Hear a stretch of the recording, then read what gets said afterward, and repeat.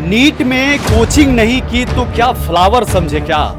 Flower नहीं, मैं fire हूँ। कि इतनी छोटी बच्ची 1 में पढ़ती है, इसको 20 तक टेबल याद है। अच्छा। अभी 8 तक बच्चे पढ़ रहे हैं, उसको 20 तक टेबल। तो मतलब प्राइमरी स्कूल में कहा जाता है कि पढ़ाई नहीं होता है, बच्चे कहते हैं कि प्राइमरी स्कूल में हम पढ़ नहीं पाएंगे, अच्छे शिक्षा नहीं ले पाएंगे, तो आप प्राइमरी स्कूल से शुरुआत मतलब क्या ऐसा बहुत वीआईपी? यही से 9 से लेकर के 12 तक मैं यही गुजराती देवी स्कूल से ही। पहले ये भी नहीं जानती थी कि नीट होता क्या है। जब 11 में आप पढ़ रही थी 11th में, तो आपको पता ही नहीं था नीट क्या होता है। मतलब फिर नीट की तरफ बढ़ना, नीट को निकालना, इतना मतलब असंभव को संभव बनाना, ये कैसे हुआ, कैसे जाना? वो काम अच्छा लगता था कि जो सबसे हार्ड होता है, और मैं वही काम करना चाहती थी जो सबसे हार्ड होता है। तो वैसे कोई मेरे को बताने वाला था कि नीट करने से एमबीबीएस होता है। अच्छा। अच्छा, सर बताए थे आपके एमबीबीएस बहुत हार्ड होता है। मतलब ये भी कहते कि आपके मान का ये नहीं हो सकता। नहीं। क्लास नहीं ज्वाइन की, आप कभी कोचिंग जाकर नहीं पढ़ी जो कोटा में लोग जाकर पढ़ते हैं, यहाँ तक कि अब देवरिया में भी हो गया। वो सब गिर जाती थी कभी ऐसे वैसे, कभी तो बहुत सारी कठिनाइयाँ आई, फिर भी मैंने अपने सास को जगाया। ग्रुप में ऑनलाइन टेलीग्राम पे फ्री में भी ऐसे कोर्स मिलते हैं, जिस तरह के आप बता रहे हैं। एकदम फ्री में मिलते हैं। छोटा मोटा अंडा की दुकान है, उसी से अपना कारोबार चलता है। मतलब एक छोटी दुकान है अंडे की, और उसी से आप कारोबार घर की पूरी चलाते हैं। हम ये भी चाहते हैं कि हर बाप की बेटी पढ़े और आगे बढ़े, हमारी बेटी जैसे मेहनत करे, मेहनत लगन से काम। बेटी तो पूरा आप लोगों का मान और सम्मान बढ़ा दी जिले में, देश में, प्रदेश में। कैसा लग रहा है? बहुत अच्छा रहा, बहुत खुश है। बहुत खुश हैं।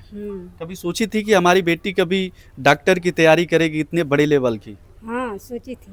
सोच ली थी आप पहले कि आपकी बेटी डॉक्टर? बहुत मेहनत करती थी हमारी बेटी, बहुत मेहनत मेहनत। नीट में कोचिंग नहीं की तो क्या फ्लावर समझे क्या? फ्लावर नहीं, मैं फायर हूं। हाँ, ये फिल्मी डायलॉग है, लेकिन ये उत्तर प्रदेश के जनपद देवरिया के खुशबू गुप्ता बिटिया पे लागू होता है, जहां बच्चे कहते हैं कि नीट की एग्जाम निकालने के लिए दिन रात एक करके पढ़ना पड़ता है, कोचिंग ज्वाइन करना पड़ता है, कोटा जाकर तैयारी करना पड़ता है।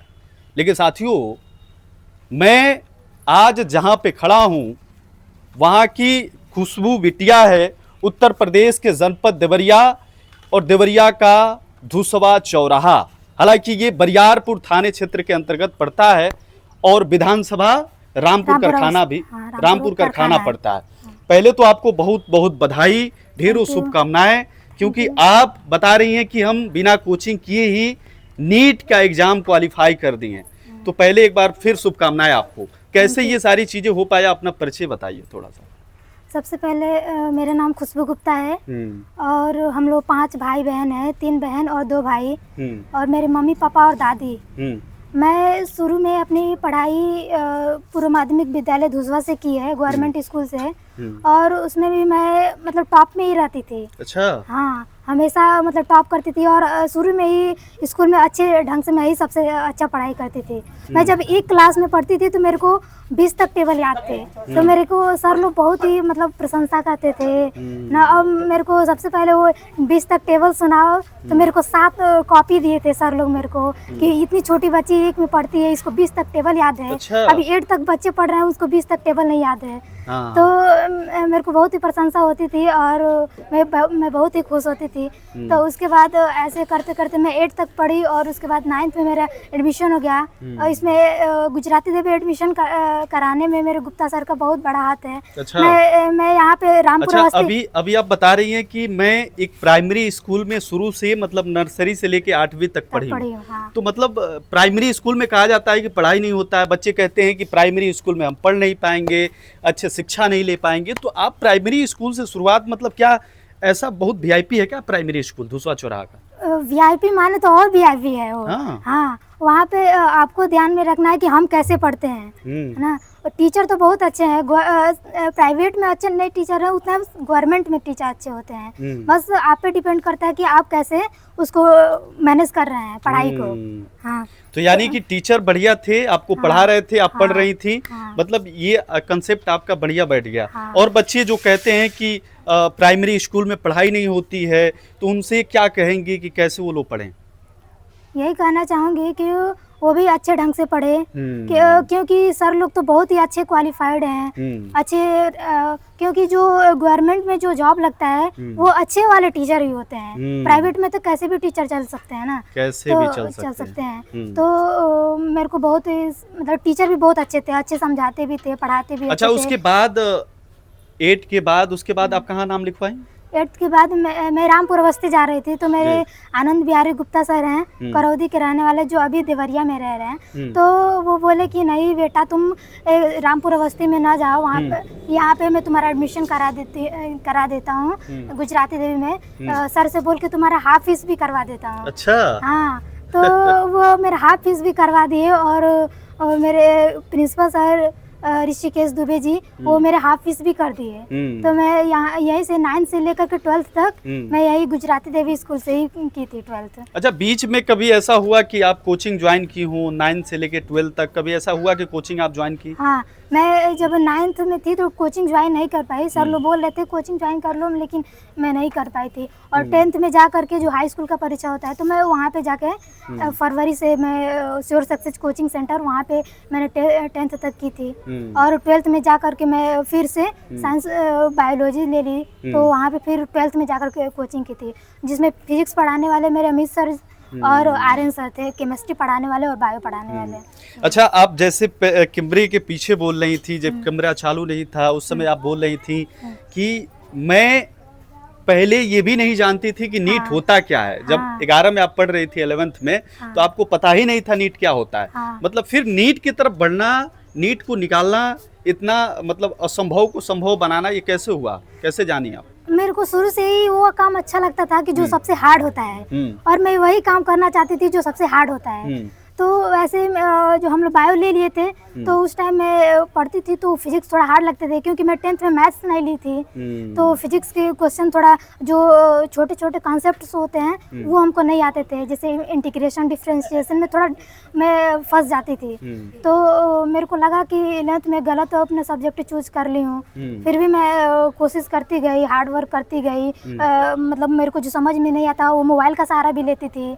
हाँ, तो मैं जो मेरे फ्रेंड्स थी वो नीट के बारे में ऐसे बात कर रही थी, मेरे को नीट के बारे में उतना ज़्यादा मालूम भी नहीं था। नीट के बारे में आपको पता नहीं था? मालूम भी नहीं था, और मेरे अगल बगल ऐसे नीट के बारे में कोई माहौल भी नहीं है कि नीट का ऐसा कुछ माहौल नहीं है। बच्चे यहाँ बहुत हाँ, इस तरह नहीं है कि नीट में हमेशा तैयारी करते हैं, पढ़ाई कोई मेरे को बताने वाला था कि नीट करने से MBBS होता है। अच्छा। हाँ, तो मैं खुद ही अपने मतलब फ्रेंड्स बात करती कि मतलब बायो लेने से नीट करोगी तो MBBS की जॉब मिलती है, मतलब MBBS की वहाँ पे पढ़ाई करके अच्छे डॉक्टर बन सकते हो।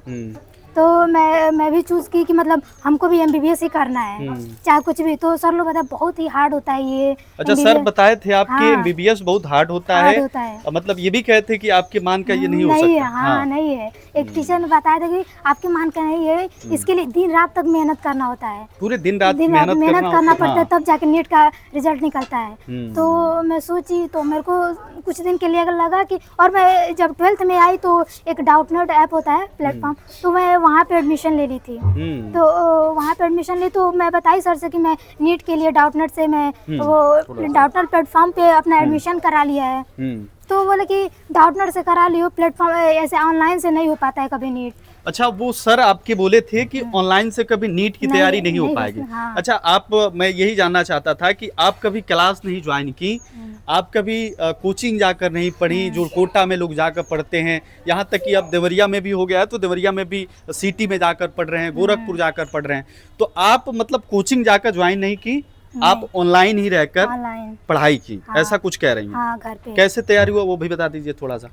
मैंने सबसे पहले वो फर्स्ट ईयर मैंने जो 2022 में 12th का एग्ज़ाम निकाला, उसके बाद मैंने ये क्या हुआ कि डाउटनेट से, डाउटनेट हिंदी मीडियम नीट वाला बैच है, वहीं पर मैंने एडमिशन करा ली। और घर पे ही रह के जब मेरी फ्रेंड्स चली गई और बाहर जाकर पढ़ने लगी, तो मेरे को बहुत ज़्यादा टेंशन हो गया। तो मैं अंदर ठान ली थी कि मैं कुछ भी हो जाए उन लोगों से ज़्यादा ही नंबर लेके आना है। हाँ, तो मैं दिन रात मेहनत कर करके एक ही पास बैठ के पढ़ाई करती, कभी बेहोश होकर गिर जाती थी, कभी ऐसे हो से, कभी तो बहुत सारी कठिनाइयाँ आई। फिर भी मैंने अपने सास को जगाए रखा हम्म। ना। अभी फ्रेंड से बात भी नहीं करती थी कि मैं इतना पढ़ाई करती हूँ, अंदर अंदर खूब पढ़ाई करती थी। तो उसके बाद बहुत ज़्यादा वो मेरा हेल्थ बिगड़ गया था। दूसरे ईयर था तो मैं उतना पढ़ाई पे ध्यान नहीं, दूसरा ईयर जो था मेरा सेकंड ईयर, तो मैं उतना पढ़ाई पे ध्यान नहीं दे पाई। और थर्ड ईयर में देखी तो घर में मतलब गांव के बच्चों के साथ ऐसे घुल मिल गई थी। फिर पढ़ाई में यहाँ से फिर पढ़ाई में बैठना, थोड़ा दिमाग बैठाना पड़ता है कि हाँ ये कि ऐसे करो ऐसे करो। तो गांव के बच्चों के साथ घूम मिल जाती थी तो पढ़ने का मन नहीं करता था। अच्छा।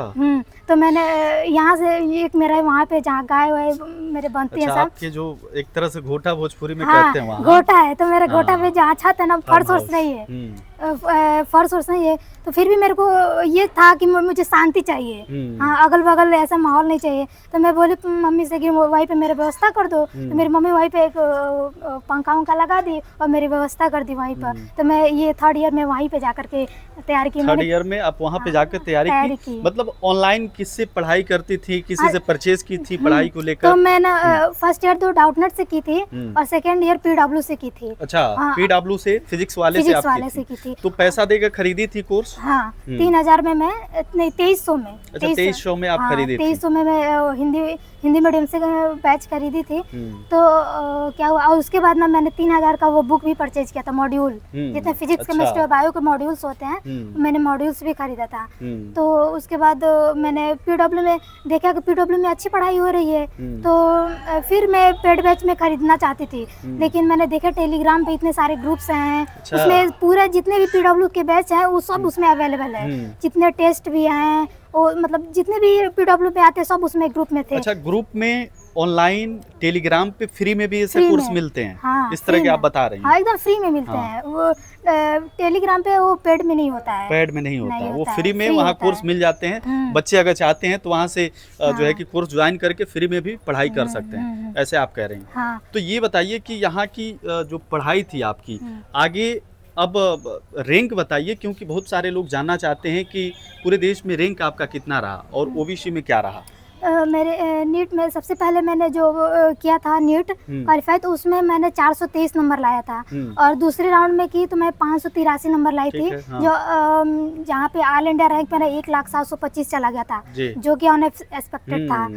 तो मैं फिर से जो बोल रहे थे कि BMS कर लो, आइस काउंसलिंग करा लो, तो मैं उसी टाइम करने वाली थी। फिर भी सोची कि नहीं, एक बार और देख लेते हैं, एक बार और देख लेते हैं कि MBBS को मिल जाए। तो फिर इस बार की थी, तो इस बार तो बहुत ही हार्ड पेपर आया था। हिस्ट्री में पहले बार तो 2016 में इतना हार्ड पेपर आया था, उसके बाद 2021, लेकिन ये 2025 में जो पेपर था वो उसके हिसाब से 10 गुना ज़्यादा था, आउट ऑफ सिलेबस भी था। तो मेरा 534 नंबर इस बार आया है मेरा। अच्छा। थर्ड ईयर में मेरे 534 नंबर आया है। और मेरा ऑल इंडिया रैंक 20,856 और कैटेगरी रैंक 9,396 था। 9,396 था। हाँ। अच्छा, अब ये अगर नीट की तैयारी करना हो और बच्चियां देख रही हैं, तमाम लोग देख रहे हैं, तो इंस्टाग्राम पे, फेसबुक पे, यूट्यूब पे रील देखने के लिए कितना टाइम निकालना पड़ता था? मैं सबसे पहले इंस्टाग्राम नहीं चलाती थी। इंस्टाग्राम नहीं चलाती थी। हाँ। तो मेरे को चलाना भी नहीं आता है, कैसे स्टोरी डालते हैं, कैसे वो कुछ भी इंस्टाग्राम नहीं चलाती थी। ठीक है। तो मैं बीच में मतलब कुछ फंक्शन हुआ था गुजराती देवी में, तो बोले थे ना कि ये ऐसा ऐसा गुजराती देवी में फंक्शन हुआ, इंस्टाग्राम में चला रहा था। तो मैं अपने फ्रेंड से बोली गाँव की, थोड़ा मेरे में इंस्टाग्राम डाउनलोड कर दो तो मैं भी थोड़ा देख लूँ। तो मैं उसी दिन देख उसी दिन रिलेट मार दी थी। अच्छा। हाँ, तो फेसबुक वगैरह चलाती नहीं, थी? फेसबुक भी नहीं चलाती हूँ। यूट्यूब पे चलाती थी। यूट्यूब पे बस मैं पढ़ाई के लिए यूज करती थी और ज्यादा मैं रील नहीं देखना चाहती थी। हाँ। तो और बच्चियां जो आपकी तरह तैयारी करना चाहती हैं, बहुत सारी बच्चियां इसलिए भी नहीं आती हैं कि पूरा टोटली इंग्लिश में होता है। नीट की जो तैयारी होती है, वो हिंदी और इंग्लिश दोनों ही वही कह रहे हैं। नीट की जो तैयारी होती है हिंदी और इंग्लिश में होती है। तो इंग्लिश में बहुत सारे लोगों के दिमाग में है कि इंग्लिश में ही होता है, आप कह रहे हैं कि हिंदी में भी होता है। तो हिंदी में और बच्चियां अगर करना चाहती हैं तो कर सकती हैं, यानी नीट की तैयारी करके निकाल भी सकती हैं। तो क्या सजेस्ट करेंगी बच्चियों के लिए? मैं सबसे पहले टीचर मेरे को बताया कि नहीं, इंग्लिश मीडियम, पहले इंग्लिश मीडियम में शायद होता था, तो पहले होता था। तो अब हिंदी मीडियम में भी कर दिया गया है। तो मेरे टीचर्स जो हैं वो ऑनलाइन वाले, वो बोले कि नहीं पहले बेटा आप हिंदी मीडियम से हो। मैं शुरू से ही नर्सरी से लेकर 12th तक पूरा हिंदी मीडियम ही पढ़ाई किया है। तब हिंदी से एक बाइक मैं इंग्लिश में जाऊँ तो थोड़ा वो डिफिकल्ट लगेगा और डिमोटिवेट होकर छोड़ भी दूँ, ये भी हो सकता है। ये भी हो सकता है। तो मैं इसीलिए बोली कि नहीं पहले हिंदी मीडियम में देखा जाए, तो देखे कि हिंदी मीडियम में भी बच्चे निकाल रहे हैं नीट, तो इसलिए सोची कि मैं भी हिंदी मीडियम से करूँगी और आगे चल के मैं वो भी समझिए कि पूरा हिंदी और इंग्लिश में हम लोग को मैच पढ़ाया जाता है, एकदम मिक्स अच्छा, पढ़ाया जाता था। अब तो आप नीट की तैयारी चूंकि कंप्लीट कर चुकी हैं, निकाल चुकी हैं, नीट एग्जाम को क्वालिफाई कर चुकी हैं, लेकिन एमबीबीएस करने के लिए करोड़ों रुपया लगते हैं, तो करोड़ों रुपया कैसे होगा? हालांकि इसमें पिता का बहुत बड़ा रोल होता है, कैसे पैसा देंगे, कैसे एमबीबीएस कराएंगे। तो पिताजी से हम बुलाना चाहेंगे, आ जाइए थोड़ा सा आप। ये पिताजी हैं, आपकी लड़की नीट की एग्ज़ाम तो क्वालिफाई कर दी है, बहुत बहुत बधाई। आप करते क्या हैं ये बताइए थोड़ा सा। हम अपना किसानी करते हैं, थोड़ा बहुत खेत उसकी किसानी करते हैं, 2 गाय रखे हैं, दूध गार कर उसको बेचा जाता है और छोटा मोटा अंडा की दुकान है, उसी से अपना कारोबार चलता है। मतलब एक छोटी दुकान है अंडे की, हाँ। और उसी से आप कारोबार घर की पूरी चलाते हैं, खर्चा पानी। हाँ। तो एक लड़की आपकी नीट की तैयारी, मतलब नीट की एग्जाम क्वालिफाई कर चुकी है, करोड़ों रुपए लगते हैं, तो फिर अपनी बच्ची को कैसे नाम लिखवाएंगे, कैसे पढ़ाएंगे, क्या कराएंगे?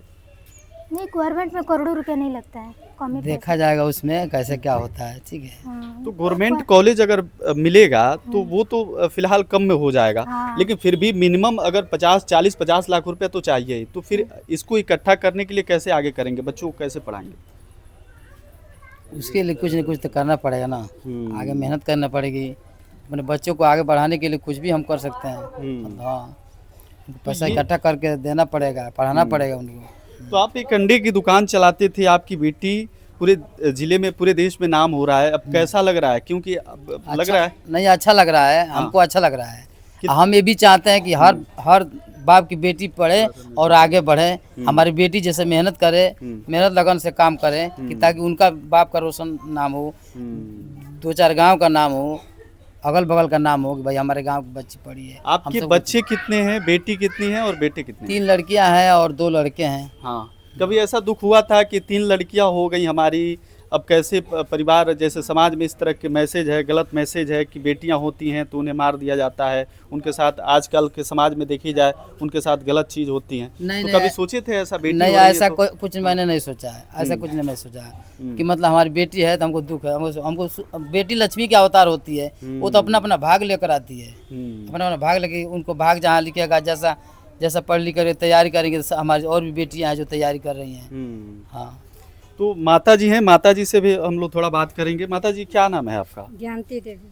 आपकी बेटी तो पूरा आप लोगों का मान और सम्मान बढ़ा दी, जिले में, देश में, प्रदेश में, कैसा लग रहा है? बहुत अच्छा रहा, बहुत खुश है। बहुत खुश हैं? कभी सोची थी कि हमारी बेटी कभी डॉक्टर की तैयारी करेगी इतने बड़े लेवल की? हाँ, सोची थी।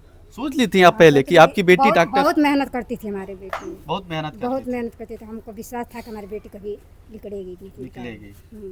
तो कैसा मतलब महसूस हो रहा है, खुशी है कि नहीं बहुत है? खुशी है, हम लोग बहुत खुश हैं। लड्डू उड्डू बंटवाए हैं कि हाँ, नहीं? बंटवाए, अपने टोला मोहल्ला में बंटवा दिए हैं। बंटवा दिए हैं। हाँ, तो देखिए, ये एक कहानी है, आप सबको सीख लेनी चाहिए। मुझे लगता है कि ये कहानी उन बेटियों के लिए है और चाहे उन बच्चों के लिए है जो कहते हैं कि नीट की एग्ज़ाम को क्वालिफाई करना बहुत ही कठिन है। लेकिन मेरा मानना है और इस बेटी का मानना है कि जो लगन से करेगा, जो मेहनत से करेगा, वो निकाल पाएगा। ये कोई बड़ी चीज़ नहीं है। और मुझे लगता है कि बहुत सारे लोग इसी की वजह से पीछे हट जाते हैं कि नीट की एग्ज़ाम जो है क्वालिफाई हम नहीं कर पाएंगे, हमारे पास पैसा नहीं है। क्वालिफाई कर ली हैं, सारी चीज़ें हो गया है, अब अगर पैसा नहीं मिलता है तो सरकार से कुछ मदद करना चाहती हैं, प्रशासन से कुछ ऐसा कहना चाहती हैं कि मुझे अगर आगे पढ़ना हो तो कुछ मदद के लिए आप कहना चाहती हैं, बताइए थोड़ा सा। हाँ, प्रशासन से यही कहना चाहूँगी कि अगर मेरी पढ़ाई में कुछ भी प्रॉब्लम्स आती हैं आर्थिक रूप से, तो प्लीज़ सरकार मेरी मदद करे। हाँ।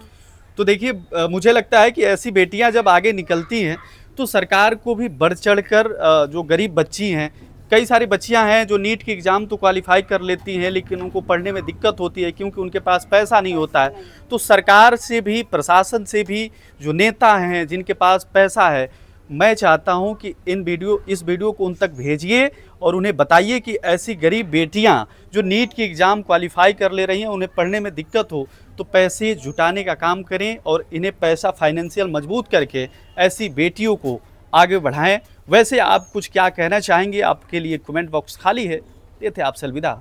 देखते रहिए टीवी समाचार। नमस्कार।